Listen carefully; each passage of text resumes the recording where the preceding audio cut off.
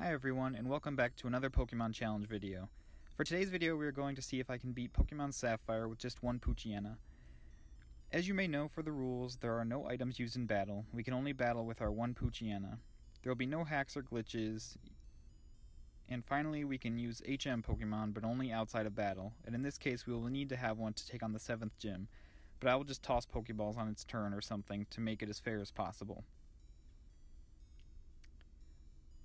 Here's a quick overview of Poochyena's base stats. As you can see, it's basically a legendary, so this should be pretty simple. As we begin, I replaced Torchic with a Poochyena using Universal Pokemon Randomizer, so it can be our starter. We take on a fellow Poochyena and make light work of it to save Elms behind. We then do a little light grinding session to get up a couple of levels before heading north to find May staring at some grass. We finally do find her and challenge her to a battle. She throws out her baby Swampert, and we are easily able to take it down with some tackles since we are 2 levels above it at this point. Pretty good start. Our next major battle is the first gym. I've leveled up quite a bit by taking on all the nearby trainers since Dark-type doesn't necessarily give us an advantage on Rock. Roxanne begins with her Geodude and we go for a bite quite a few times since she uses a couple of potions. She finally relents and lets the Geodude go down. Next is Nosepass. It hits me with a strong Rock Tomb, so I decide to hit it with a couple of sand attacks to avoid too many of those. It ends up going for a Harden a couple of times, and misses a few Rock Tombs, and I'm able to come out of the battle with my first bad. I then jump on down to the second gym to take on Brawly. On my first attempt I go for a couple of sand attacks, and yeah, I might have to skip this gym for now to get a little over-leveled to be able to take out the fighting gym that I am extremely weak to. So I took on all the trainers over there, but I couldn't grind in the grass because I kept getting paralyzed or poisoned from the Electrikes and Gulpins, so I headed back to the cave in Dewford to provide you a little grind montage to get to level 30. I think 30 should be good for me to get past Brawly, and I'm hoping to also beat May back on my way over to Mauville with her leech-seeding Shroomish. More on that in a bit. I also figured I'd take this time to tell you that you should go hit the like button, go ahead and subscribe for more of these videos, and also throw a comment below, or even a random letter just to help my channel reach more people. I greatly appreciate it, and this part of the video gives you time to type a Z and get my comment numbers up. Here's a quick look at my stats at level 30 too. We now jump back over to Brawly for the second gym. He starts with Machop, so I only do one sand attack to quickly go on the offensive. He bulks up, which isn't great for me, and hits me with a Karate Chop that nearly takes me out in one shot. I luckily whittle it down though and get it taken out. Next is Makuhida, and I'm already low on health. I do a sand attack as it bulks up. I actually avoid being hit by this thing, and even with him using a super potion, my flinches get me out of a bind and I luck my way out of this place. Next we go back and take on May again. It took me a few more tries, but this time I really lucked out with flinches and was able to avoid the Leech Seed from her Shroomish. Once we got past that, we flinched Nummel, and was able to use bites to take out the Marshtomp. We now find Wally in front of the third gym, and he wants to try out his Ralts. We easily take it down with one bite. We arrive inside the third gym now to take on Watson. I did this gym about 20 times.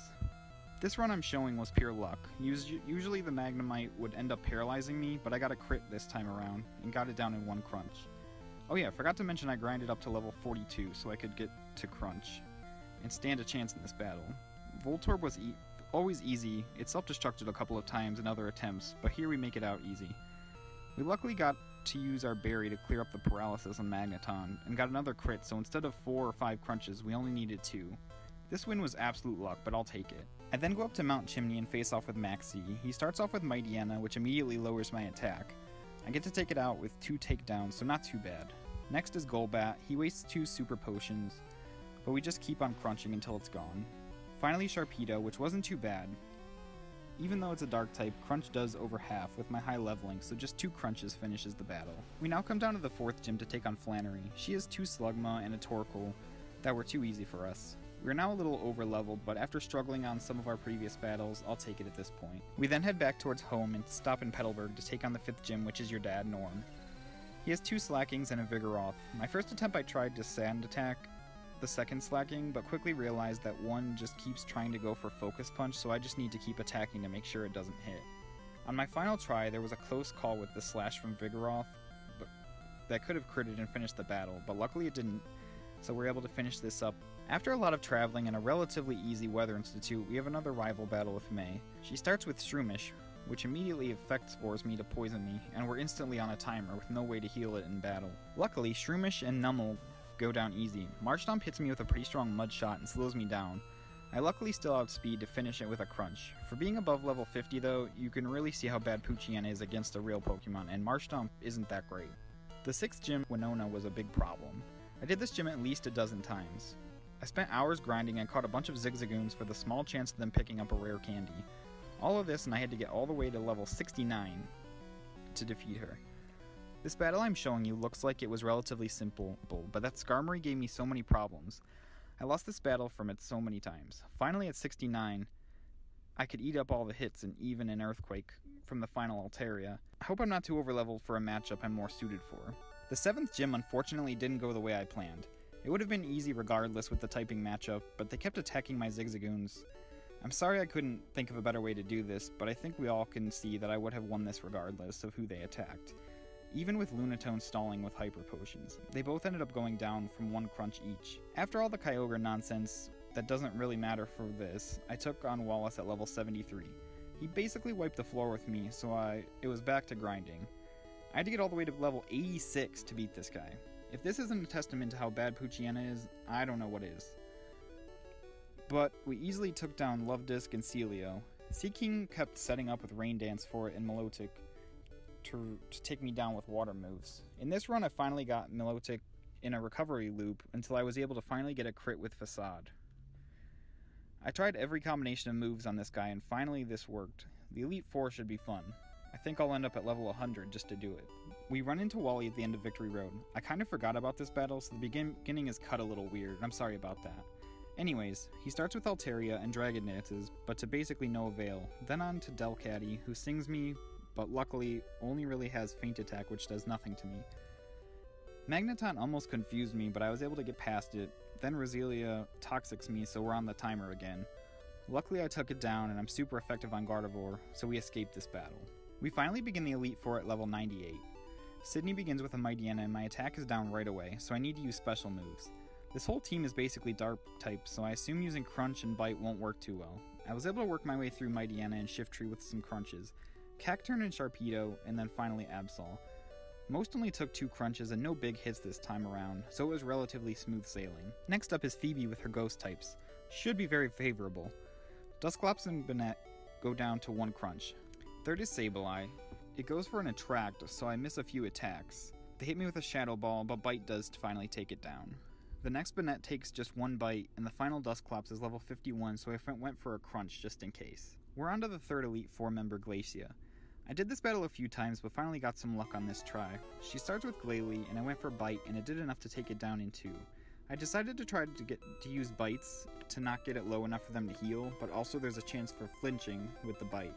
And when she goes to Celio, we see that right away, as it gets flinched, and then I take it out with a second Bite. A second Celio comes out and hits me with an Attract, which didn't cause too much trouble because I got another flinch, but could have destroyed this run. Next is a second Glalie that handled the Bite well enough, so I went for Crunch to finish it off, since Bite didn't get it down to yellow. Finally we have Wolrain, that I did a Bite. It didn't go down too much, so I switched to Crunch, which got it down too low, but luckily it had a Citrus Berry, otherwise I think they probably would have healed, but I was able to finish it with a final Crunch. Wolverine missed 2 Blizzards that both would have just knocked me out immediately. I'll chalk that one up to luck, and a King's Rock to help with the crits. Finally we get to Drake. He starts with Shelgon, and we take it down in a crunch. Next is Altaria, and it went okay. It got scary for a second as I went for Dragon Dance, and they used a full restore. Nothing serious though.